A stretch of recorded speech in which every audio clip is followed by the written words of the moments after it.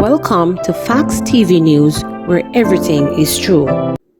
Man killed while celebrating birthday. Elderly eyewitness collapses and dies. A man was shot and killed on Mystic Way in Waterford, St. Catherine, about 5:30 p.m. on Sunday while celebrating his birthday. An elderly woman who witnessed the shooting reportedly collapsed and was pronounced dead at hospital. The man, Jason Ivy, of a Waterford address, was reportedly playing domino and having drinks with friends in celebration of his birthday when he was pounced upon by a gunman.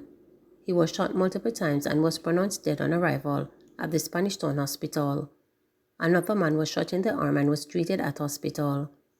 Eyewitnesses say the elderly woman remains unidentified, appeared to have been frightened by the explosions and collapse. Counsel for the Waterford Division, Fenty Douglas, said the area had been enjoying relative peace since October last year. "I can't say that the peace has been broken. We have been working closely with the police and through different community interventions, we have been able to maintain relatively calm in the area," Douglas stated. He is appealing to residents who might have information on the shooting to work with the police to solve the murder. Man in formwork scam to pay $200,000 restitution after a complainant dies. A man who is accused of taking about $1.5 million in a formwork ticket fraud has been ordered to pay $150,000 in restitution to the family of one of the complainants who died before the resolution of the matter. The woman, who was among 10 complainants, died on May 24, 2 days before the case was scheduled to be mentioned in the St. Catherine Parish Court. When accused man Ryan Payne appeared on Friday, Parish Judge Natalie Dixon ordered him to prepare the restitution payment for his next court appearance on June 19. It is alleged that in 2020, Payne made the complainant and told her he was an employee of the Ministry of Local Government and Rural Development and would provide them with tickets for the overseas formwork program. They paid over sums to him, but he allegedly failed to honor his promise and became elusive. The matter was reported to the Spanish Town Police. An investigation was launched and Payne was arrested and subsequently charged with obtaining money by means of false pretense. Jamaican business giant and Lasco founder Lasco dies. Jamaica business giant and founder of Lasco affiliated companies Lasco has died. He died in the United States at the age of 86. Managing Director of Lasco Manufacturing James Rawle said Chin was in the U.S. for the medical treatment. He said a statement will be issued shortly. Chin was the executive chairman of Lasco Manufacturing, Lasco Financial and Services, and Lasco Distributors. The three entities make up the Lasco affiliated companies, which was established in 1988. Many of Lasco's food products are household names in Jamaica because of its affordable prices. He received many awards for his entrepreneurship and philanthropy, including Jamaica's fourth highest civil honor, the Order of Jamaica, in 2001. Chin was born in Bagwag, St. Catherine, but grew up in Kendal, Manchester, and Balaclava in St. Elizabeth. "I came from humble beginnings and even had to make my own toys as a child. Being Chinese, I was teased at times, but that made me determined to achieve my goals. My teachers told me I was very mature for my age, so I studied very hard to be successful," he told reporters in an interview in 2014. One dead, 3 injured in St. Anne crash. A man died from injuries he sustained in a 2-vehicle crash in Priory St. Anne on Sunday morning. He has been identified as Jeffrey Johnson of Edge Hill, St. Anne's Bay in the parish. Police reported that around 12:03 a.m., Johnson was driving his Corolla car when he crashed into a Lexus motor car. Johnson and all 3 occupants of the Lexus motor vehicle were rushed to hospital, where he was pronounced dead. The condition of the other victims is not known at this time. Alleged robber identified using finger left at crime scene charged. A 52-year-old man who reportedly shot off one of his fingers while robbing a woman in St. Angela last year has been charged after police nabbed him using fingerprints from the severed digit. Herbert Ricky Wallace was arrested on May 17 and charged on May 25 with robbery with aggravation, possession of a prohibited weapon, and unauthorized possession of ammunition. Wallace, who is from Riverton Meadows in St. Andrew, was named in the Jamaica Constabulary Force Wanted Wednesday campaign.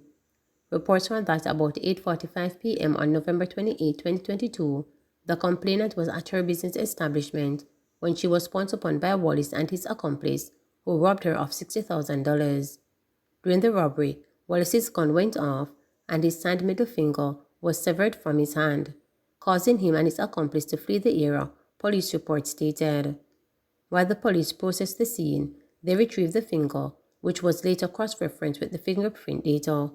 Wallace was identified as the alleged perpetrator.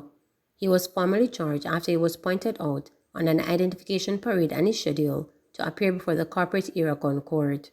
The police say that the accomplice is still being sought. Hunts Bay Criminal Investigations Branch probed the matter. Juveniles on gun, unlawful wounding charges escaped from Rehoboth Correctional Center. A manhunt has been launched for 3 juveniles who escaped from the Rehoboth Juvenile Correctional Center on Turgrave Park, Spanish Town, St. Catherine on Saturday. The 3 boys, a 16-year-old and 2 17-years-old, were slapped with a number of charges including unlawful wounding, robbery with aggravation, and wounding with intent. The 16-year-old, who is from the Hatchfield Housing Scheme in Westmoreland, was charged with unlawful wounding and robbery with aggravation. One of the 17-years-old of Mark Road, George's Plain, also in Westmoreland, was charged with illegal possession of firearm and wounding with intent. The other, who is from Wakeland Drive, Falmouth, was charged with escaping custody. Reports are that about 12:30 p.m., all 3 juveniles were coming from lunch when they escaped the facility by jumping over a perimeter fence. The police are appealing to anyone with information on their whereabouts to contact the Spanish Town Criminal Investigations Branch, CIB, at 876-984-2874, the Police 119 emergency number, Crime Stop at 311 or the nearest police station. St. Andrew teen, 27-year-old man charged in theft of $190,000 worth of food. 27-year-old man, Antoine Perry, and a 17-year-old boy have been charged over the alleged theft of food items worth $190,000 from a house in their Olympic Gardens community on May 12. Reports from the Hunts Bay police are that about 2:30 p.m., Perry and the teen gained entry through a rear door of the house. Perry, who is from Larry Road in St. Andrew, and the teen entered the dwelling and stole 2 televisions, among other items. They then allegedly stole food items from an adjoining shop with an estimated street value of $190,000 before making their escape in the area. A report was made to the police and an investigation launched. Perry and the teen were arrested later that day of the incident. The teen was charged on May 17 and Perry 5 days later. The police say their court dates are being finalized. Anne-Marie Valls commits first year of her salary increase to assist persons affected by fire at Musgrave Market. Member of Parliament MP for Portland Eastern Anne-Marie Valls said she is in dialogue with several stakeholders to assist persons affected by the blaze at the Musgrave Market in Port Antonio, Portland on Sunday. The blaze spread to nearby establishments, damaging sections of Common Supermarket and Cambio and Portland Jewelers. The police, who cornered off sections of West Street in the town, described the scene as chaotic, noting that they tried to prevent persons from re-entering the blaze to recover items from affected businesses.